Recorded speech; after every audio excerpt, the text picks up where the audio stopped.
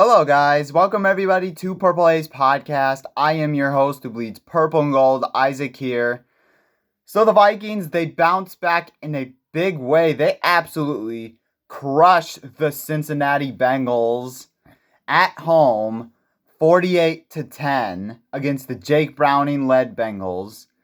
So, was this ever a much needed victory. Not only did it's nice that they dominated and it was a stress-free game, but they needed this because of the last two games that they played. It has been really murky. It has not been fun at all.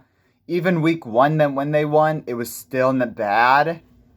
But the Vikings, through four quarters, they did what they had to do against Cincy. And I didn't think it was gonna be a game like this, but the Bengals had no interest. And we can say, well, they played a backup. Joe Burrow wasn't healthy. The Vikings had a backup too. They had a backup in Carson Wentz, and they still beat them by 38 points. So, there's that too. You can only control who you're playing, but enough about that. Let's get into the game and let's start off in the offense. Much better than what they did the last two games. They did much, much better.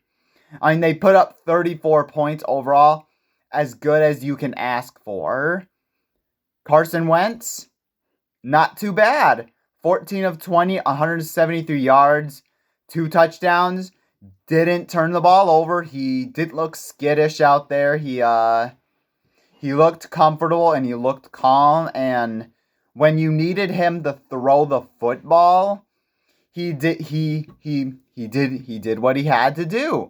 So Carson Wentz, I'm not saying he's gonna replace JJ McCarthy early already.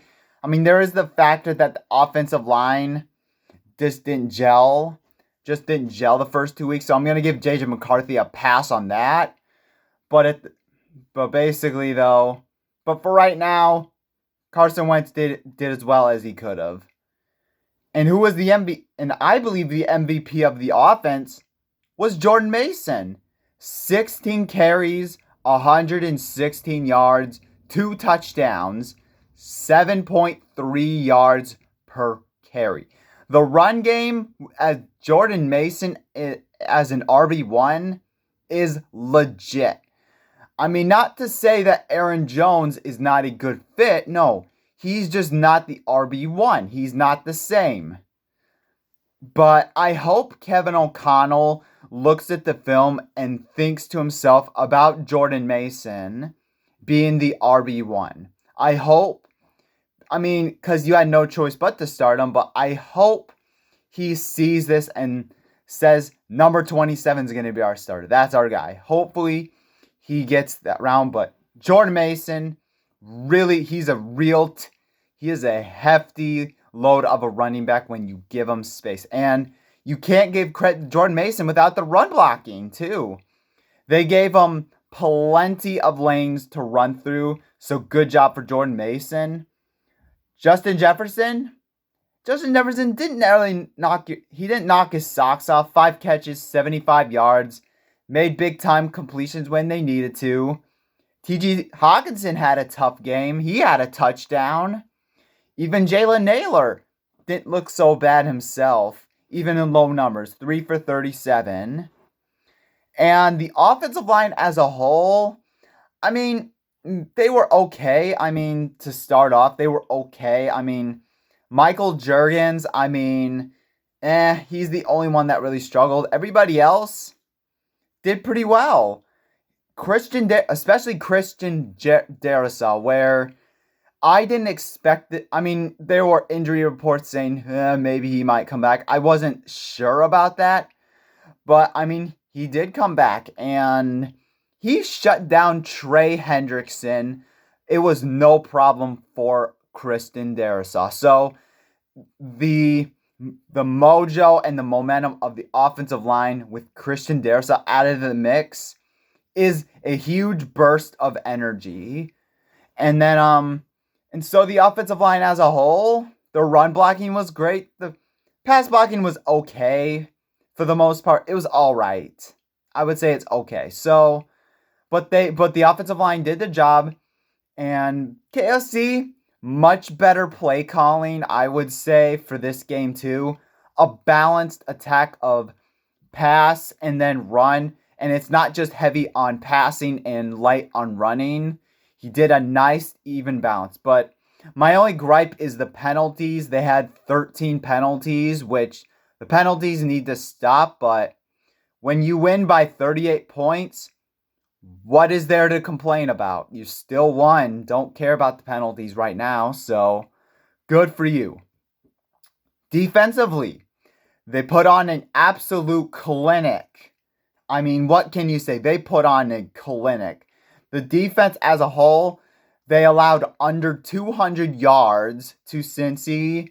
They forced 5 turnovers and they had 4 sacks. I mean, 5 turnovers. I mean, the defense played. I mean, they've been playing well throughout the rest of the seasons. They put on a clinic, especially one guy. I mean, good lord, Isaiah Rodgers. He was a one-man wrecking crew in the first half. 4 tackles. He had a pick six, a 87-yard pick six. He punched the ball out twice. One of them returned for a touchdown. So he had a pick six, 2 forced fumbles, and 2 defensive touchdowns, all in the first half alone. Isaiah Rodgers, I mean, this was one of the greatest defensive performances I have ever seen as far as I'm concerned. I mean, you haven't seen anything like that. So Isaiah Rodgers was responsible for 3 out of the 5 turnovers the Vikings had alone. Isaiah Rodgers, man, it's good to know that we signed the right Rodgers instead of Aaron Rodgers. I mean, I didn't expect Isaiah Rodgers to be this good, so good for him. Eric Wilson had a huge game too. He's been balling out. He's a beast. 7 tackles, he forced a fumble as well. He's forced a fumble, and I mean, he basically replaced Ivan Pace Jr. I mean, and granted, Ivan Pace Jr. didn't have too bad of a game. He tackled pretty well, but still, Eric Wilson is a lightning bottle of a player as well. He once in a blue moon, like once every single game, he makes a big time play. Eric Wilson. So I feel like once Blake Cashman comes back, it should be Blake Cashman and Eric Wilson. Bar none. Eric Wilson, man, I see you, man. Josh Metellus had an interception. Levi Drake Rodriguez had a huge game too. He didn't get sacks or TFLs, but he was massive up from. He was disrupting pressure. He was against the starters. I mean, LDR, great game by him. Andrew Van Ginkel, in his return, he was really solid.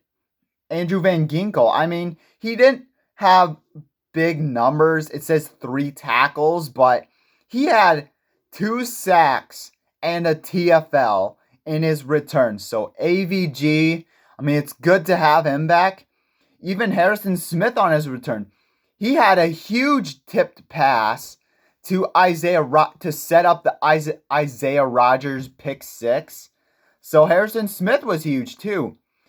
And also, the 7 front. I said you have to take advantage of the Bengals offensive line. And they did. The numbers say 4 sacks, which is still pretty good, but on the surface, every single snap, we saw pressure left and right from Jake Browning. He wasn't comfortable. He was not ready to go against this. So the Vikings defense, they balled out yesterday. They were fantastic.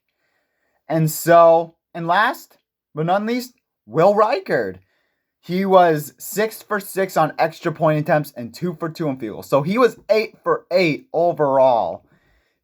Perfect. Even on the 62-yard field goal at the end of the first half, he made a 62-yard field goal on that play. I mean, he's Mr. Perfect still. Will the Thrill.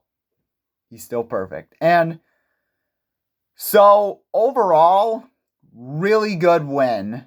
I mean, what you couldn't ask for a much better game after a couple of disgraceful games that we just witnessed. I mean, this is a much needed victory for the Vikings, not just for the fans as us. I mean, we deserve that after that. We deserve it. But the bigger thing was the Vikings as a whole, they needed the energy back that they needed. And they needed it badly. Then what better way to put on a game like this after the last week? So couldn't ask for better. I mean, sure they could have put up 50, sure, but you got the W. That's all that matters to me. So, very nice win by the Vikings. Excellent work. Couldn't ask for better than that. Thank you guys so much for watching. Hit that like button. Hit that subscribe button if you haven't already. Skull Vikings.